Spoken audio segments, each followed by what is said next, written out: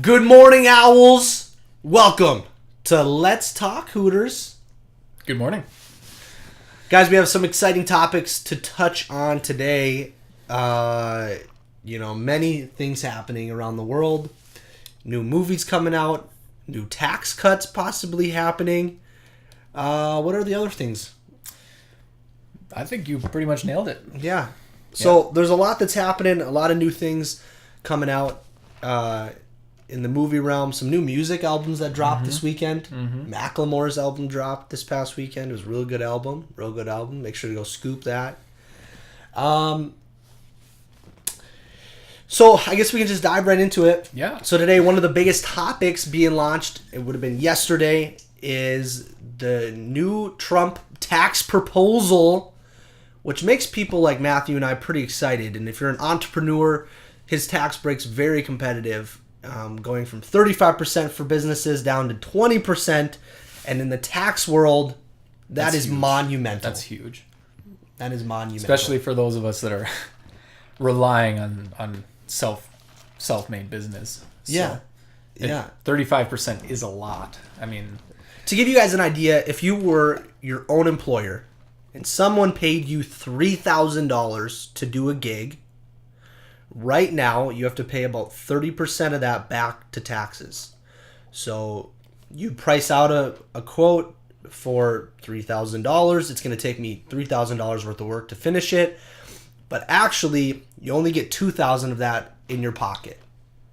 Yep. And the other $1,000 has to go to the government. So with this new tax break, it would only be 20%. So that means it would only be, if you had 3,000. I picked a hard one for 3,000. Well, if you had 10,000, yeah, 10,000, 20% of 10,000, only 2,000. Yep.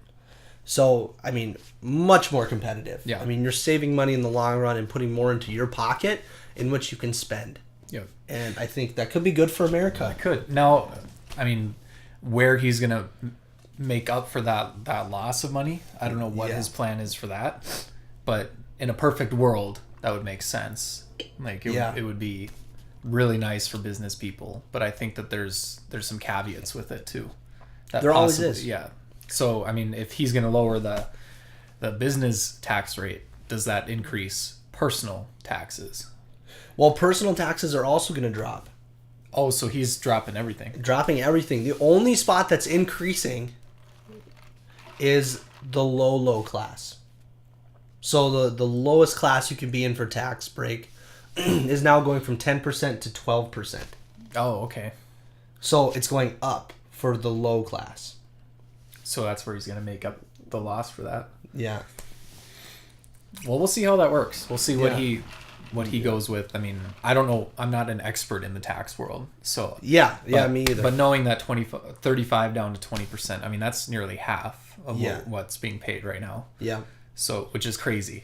Like that's a lot of percent to take away. Yeah. So we'll see what happens with that. I'm pretty excited to see if it even goes through.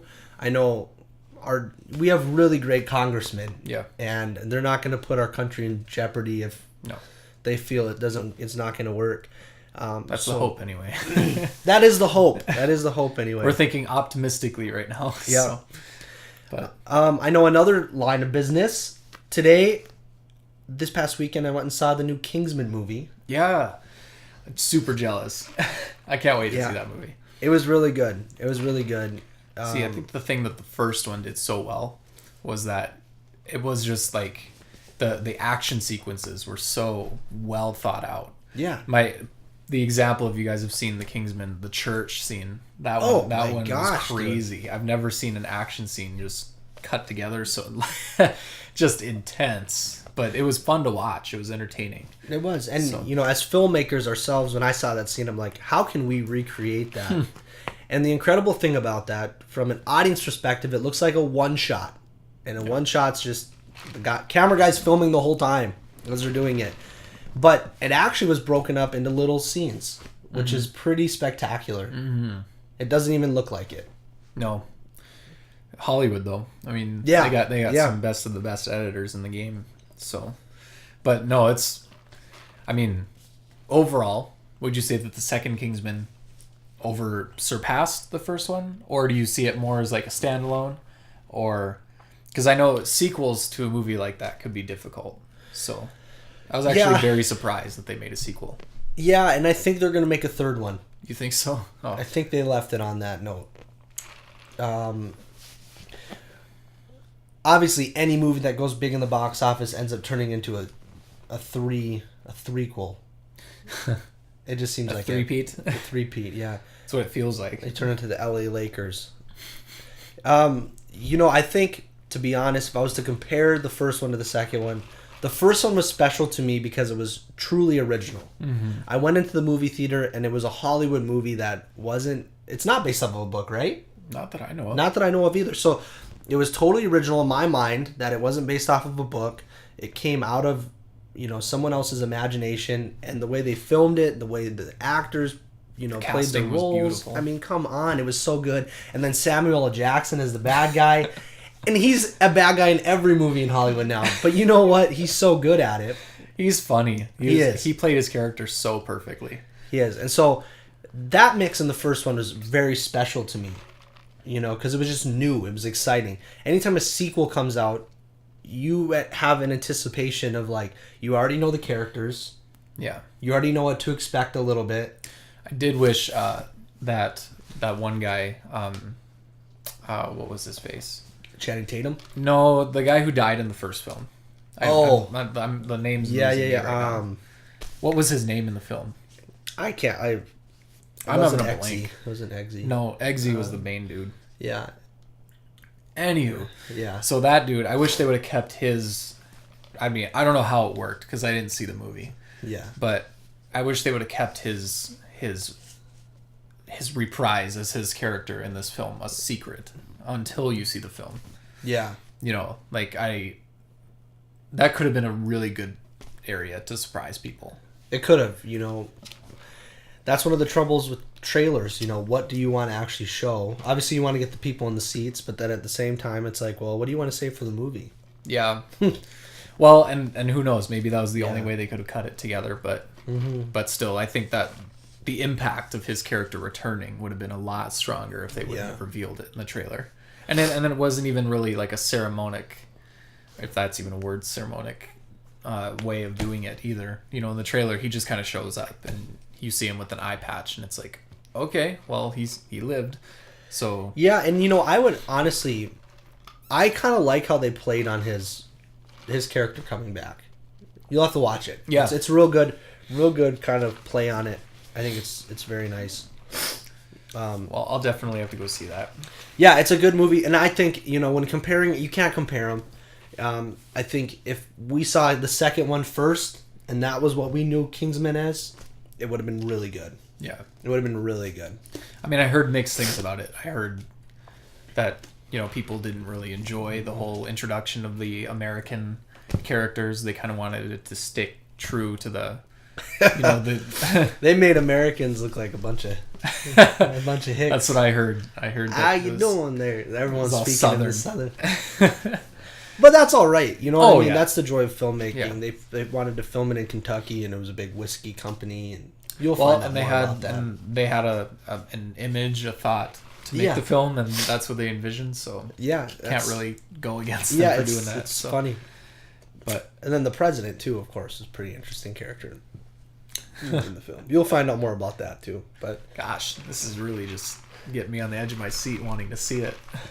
So, in the music world, Macklemore released his new album this past weekend. He's a huge artist. Heard you jamming to some of his tracks. Yeah, it's a really good album. What I really like about it is I'm a fan of lyrics that, like people jam in meaningful lyrics. I think Macklemore is one of those guys who, when I listen to his tracks, I can actually there's emotion behind it. It's not like a Chief Keef or a French Montana or whatever. There's actually meaning behind it. They're not just trying to get people to sell their tracks. I think Macklemore actually has a message behind what he delivers, and so. Well, he's not owned by a label, is he? He's not owned by a label. He's just solo. Yep.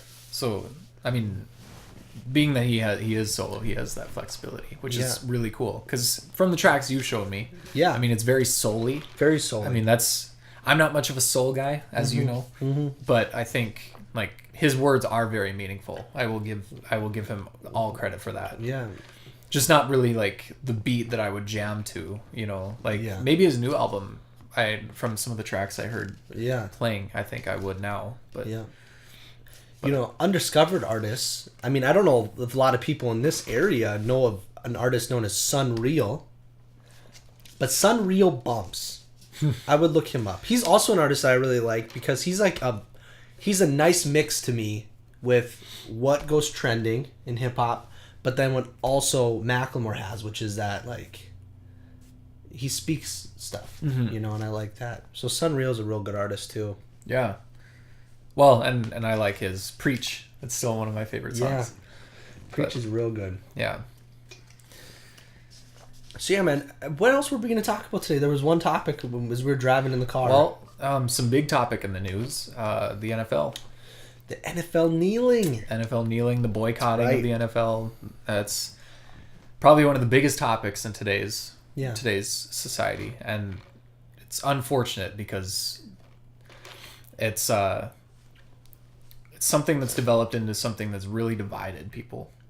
And not saying that what they stand for or what they kneel for is not a good cause, because me personally, I can't speak on that behalf on terms of inequality, because I'm the typical white dude, male in North Dakota. Yeah. So I have it pretty good.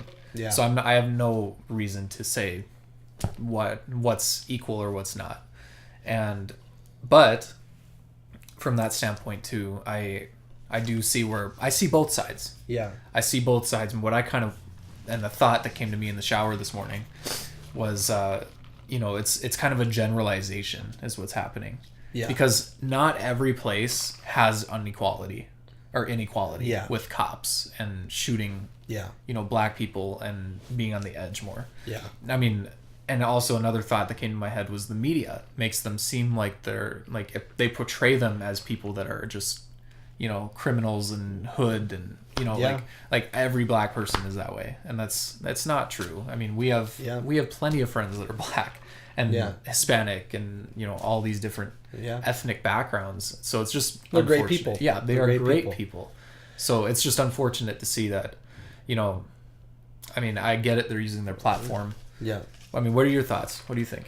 Well, I was actually, gonna ask you a question real quick too. Sure. I'll bounce it right back. So if you were an NFL GM, with everything that's been happening, with what Trump said, and with what is the kneeling going on, what is your paragraph that I would stumble upon?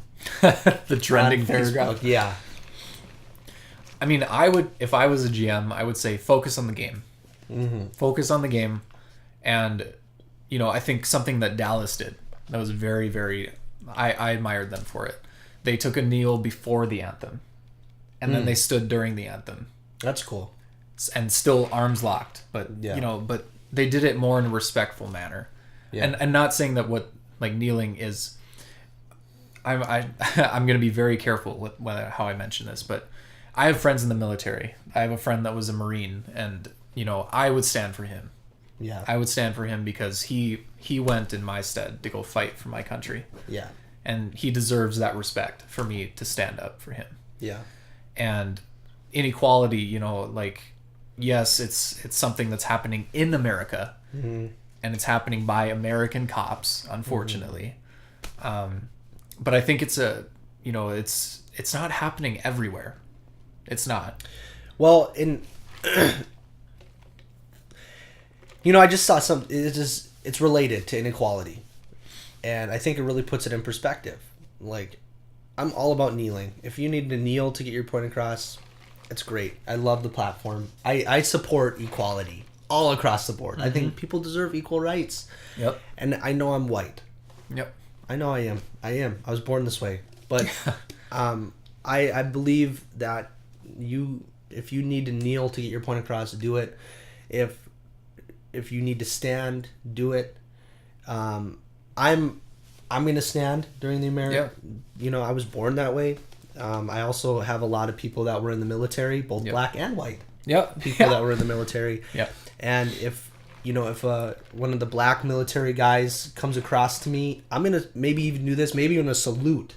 You know what I mean? Because that's just who I am. If I was at that point. Now I know using the platform of the NFL, kneeling, you're gonna get attention. If you're looking to get the media attention, you're doing something out of the ordinary. That's all it takes to get the attention for the media.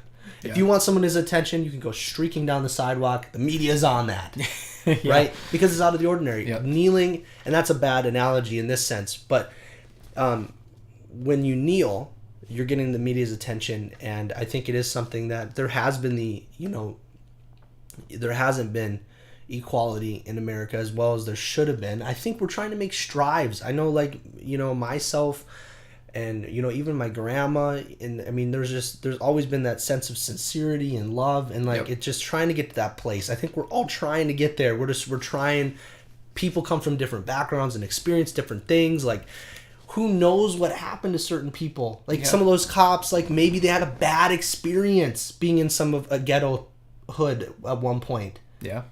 And they were in the wrong neighborhood and their partner got shot, and so now they're definitely anxious. Maybe it was a similar situation, and there's so many things that the media doesn't touch. Yep. And like you said, it becomes overgeneralized because of it.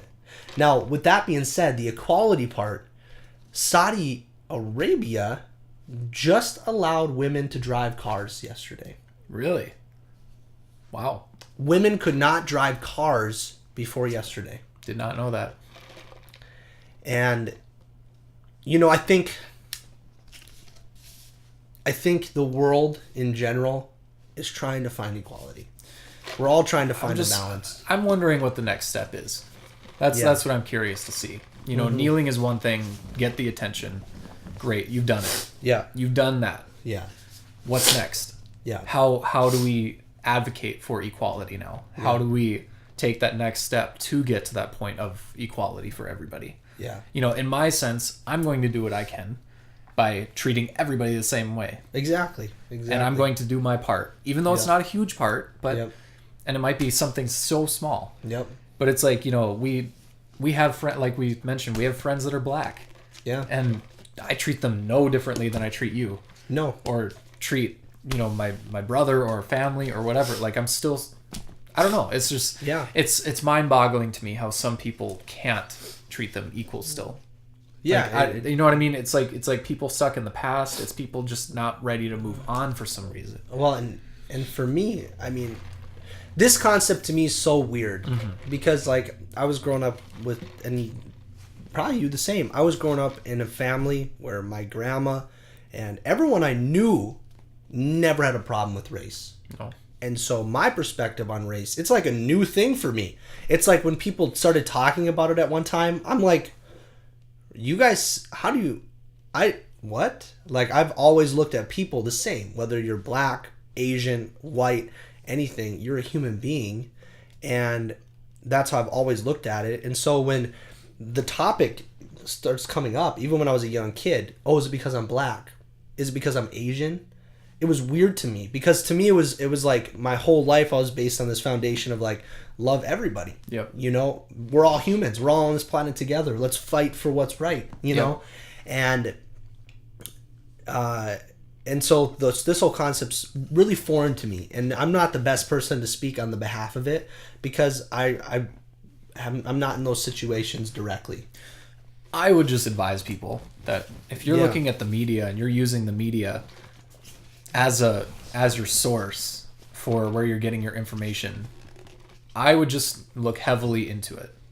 I would look both sides because there's always two sides to a story. Yeah. And I'm not going to say don't trust the media because media, I mean, they are good. Yeah. But be careful. Be cognizant of what you're looking at on media. Yep. Your sources are huge and your witnesses are huge, and just make sure you get all the facts before calling people out. I think we're such a instant society, right? Everything happens like this. Yeah. Everything's just fast. It needs to be done now. People, our generation specifically, are like that. We are very let's get it done now. Let's do it now. Let's do it now. I think people are they're lazy. I'm not going to say that as a general statement, but I'm just going to say that in the sense that when people are posting, I feel like some people are being lazy in the sense of research, in the sense of, you know, like when they state a fact, you know, like half the NFL protests and things going on, like, you know, there are both sides to this story. I get it from the side of the veteran side. I get it from the side of the inequality. I get that there's two separate sides, but they're not related. Yeah. Like, people are fighting and dying for this country, and yet inequality is happening. It's another issue. Yeah. Our men and women fighting is not the issue. Yeah. So why are we protesting that as an issue? I get it. I get that we're protesting, that they're protesting the inequality. Yeah. But what, like, I don't know. Just to me, it doesn't make sense. And that's why I'm not going to try to be an expert and say, like, this is what we need to do. This is what we need. I'm just curious to see what the next step would be. Yeah. And see, the whole thing with kneeling, it's so simple. It's so simple. Mm-hmm. All they're wanting is respect. Mm-hmm. All humans want are respect. And, you know, with the NFL, the whole thing of all of them kneeling, well, they're taking an unconventional stand against politics, against certain things happening. They're saying, we're in this together, and we're going to do something together. We're all going to take a knee on the ground. We're all going to lock arms together. I mean, it's not like they're stomping on. It's not like they're stomping on flags and burning flags and things like that. It'd be different if an NFL player came out with a flag burning on a horse or something. Then it's like, oh my gosh. And then I could see why that'd be a huge issue. Why are you burning the flag? They're not even touching the flag. I think they're still out there. Yeah. They're still doing it. The players are still singing along to the anthem. Yeah, they're still there. They're still, I mean, you're right. It's a peaceful protest. Yeah. It's nothing, and I don't think they're doing it to be intentionally disrespectful to our men and women who serve. No. Because I guarantee there are some people on those teams that have served. Mm-hmm. And there's people in those stands that have served. Yeah. Now, I'm not going to say, because I'm not, don't boycott things. Like, you know, like, yeah, it's our right. It's to do something. Yeah. And if we need to do something, we need to do something. But there's always just, you know, the approach. I think it's just people need to be very, very careful in how they're doing things. When you're protesting, be cognizant and be sensitive to the other side too. Yeah. I think that's what it is. People just they look at their own side and then that's it. They're just like, nope, this is how it is, and they're not gonna be graceful to the other side. You know, when these NFL protesters, when they're kneeling, they're kneeling for inequality, but, you know, in terms of for the men and women, you know, like how do they keep? I don't know. It's a very like there's such a gray area. I like the point that you hit earlier, where it's, if there's one thing to be taken out of this, it's don't look too far into one statement you hear. Yeah. You know, media's going to post, the headline's going to be NFL players protesting. Are they really? I don't think that was their I think it's misinterpreted by the media. You're going to have Fox News, who's one way. You're going to have CNN, who's the complete opposite way. You're going to have ESPN, who's turning into another CNN. And you know what I mean? Like, it's just research. Just look at your facts. And I would say, too, even though you do the research, don't look too far into it. Mm-hmm. The media, we do media. Yep. They create what topic they want you to talk about with your friends. They are in control of the facts that they tell you and don't tell you. Imagine if the media came out tomorrow and said, NFL protests worked, everyone is in peace. People would believe that. Yep. And they would go, oh my gosh, we finally have peace? That's crazy. They control what their topics are. They control what goes into it. We as we can control what goes into what we make. Yeah, exactly. So just you know, the awareness I think is very important. They've made the situation aware. Just let's move on. What's the next step? Yeah, I want to see what happens next. I want to see these NFL players, like, whether it's making so I don't know what their next plan is, but I'm really excited to see it too. Yeah. And you know what? If there's more things that we the people can do, let us know. Like, you know, I'm down to do whatever it takes to just. But, you know, in the area that we live, everybody's treated pretty equal. Yeah. You know? As far as I know, like this is coming. It's so hard to talk about this because I don't want to feel like I'm a racist for talking every time that I talk, and that's and not saying that I'm being sensitive to that, but it's white people, white males particularly, are the ones that, like, you know, if we say anything, we just have to walk on eggshells with people because I don't want to say the wrong thing. I don't. Well, and you know, I always think it's weird. You know, you can't say that white kid. It's weird to say that black kid. It's weird to say, oh, that Asian. Mm-hmm. I always thought that was weird growing up because to me those are identifiers. Yeah. It's like saying, oh, I'm in the group with the guy with the glasses. Oh, okay, I know who you're talking about. I'm in the group with the black kid. Oh, okay, I know who you're talking about. Yep.